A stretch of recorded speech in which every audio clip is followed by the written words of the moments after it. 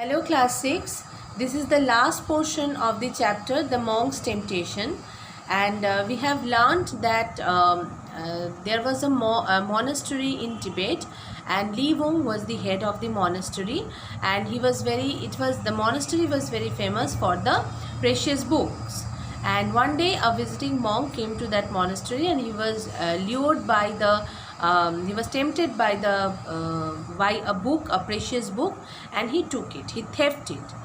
But Li Wong, who was a very wise and very knowledgeable person, he did not send anyone after the visiting monk, though he understood that who had took the book. Because he did not do that because he did not want the visiting monk would be a sinner, because for the monks telling a sin is a crime. So if anyone would take the visiting monk, and visiting monk would definitely would tell the lie, and for a monk telling a lie is not a good thing. It's regarded as a sin. So obviously Li Wong did not want it, so he did not send anyone. In the meantime, we can see that the visiting monk, he wanted to sell the book, and he took it to a merchant, a sailor, and he went there. A sailor, he was a merchant, and he went to that merchant, and he gave that book, and merchant told that he wanted to evaluate the book. And next day the merchant went to Li Wong only to evaluate the book. Li Wong could understand that it was the same book which was taken by the visiting monk, but he did not send. Only he told that it is a very precious book. Then visiting monk came to that merchant, and he wanted that whether the merchant wanted to buy the book or not. So merchant said yes, he would give 10 gold coins for that. And surprisingly, what happened, Li Wong, the visiting monk asked that where he got the evaluation of the book. So the man, that means the merchant, told that he went to Li Wong. But after saying that, what happened, after hearing that, the visiting monk was very, very ashamed of his conduct. He could understand that what he had done, that means he was very much he was repenting for his deeds. So what happened, he told the merchant that he was not going to sell the book. He took the book and he went out. Now from the page number 46, the last paragraph we are going to read. The monk took the book back from the merchant and said, "I have changed my mind. I don't want to sell this book anymore." So the merchant told, the visiting monk told that no, I don't want to sell this book. Then he took the book. The merchant tried to lure him. "I'll offer you 20 gold coins." But the monk took the book and ran straight.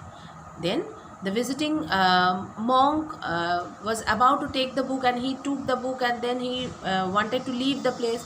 By saying that, the merchant was very much in tension, because he got the book, he wanted to get the book, and he knew that it is a very precious book, and only this visiting man wanted to sell the book only for 10 gold coins, where this book is more precious than that. So he offered also. The merchant wanted to grab that book, and he told that no, I'll give you 20 gold coins. But the monk took the book and ran straight to the monastery to meet Li Wong. But the visiting monk, did not listen anything. He was repenting for his deed. He could understand what has he done and what Li Wong had done for him. So he took the book and he went to the monastery where Li Wong was residing. He apologized for his mistake. "You keep it," said Li Wong. "When I found you were so fond of the book, I decided to give it to you."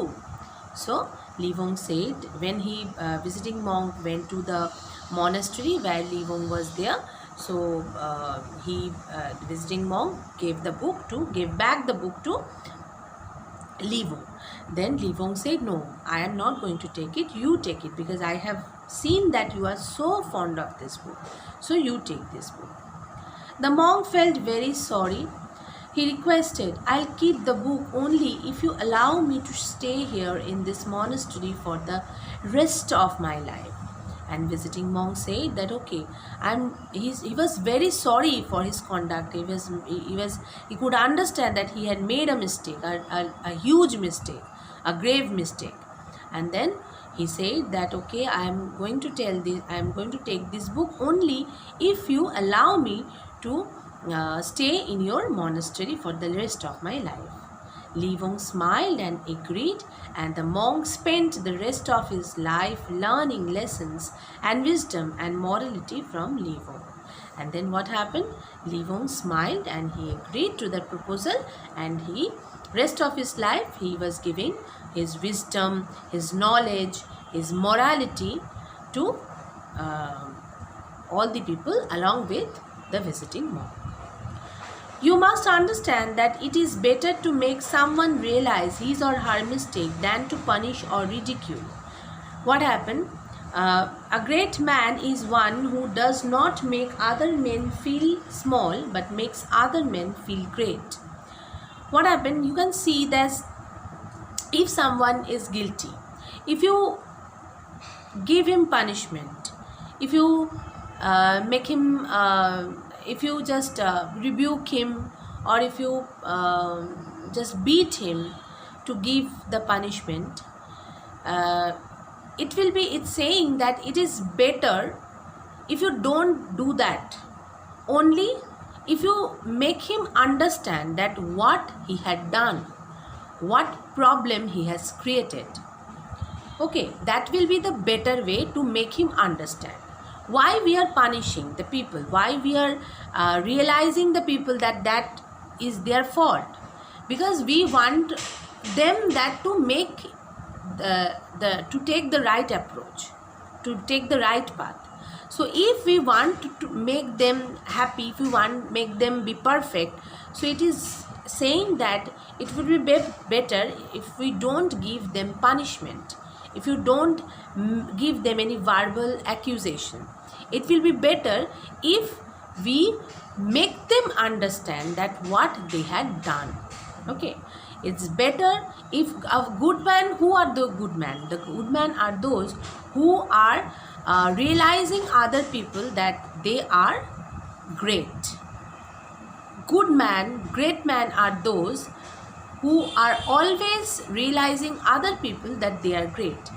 Those people are not be regarded as the good people, those who are realizing other people that they are small, they are inferior. So make yourself a good man also, and you also consider others as good people. Okay, so thank you.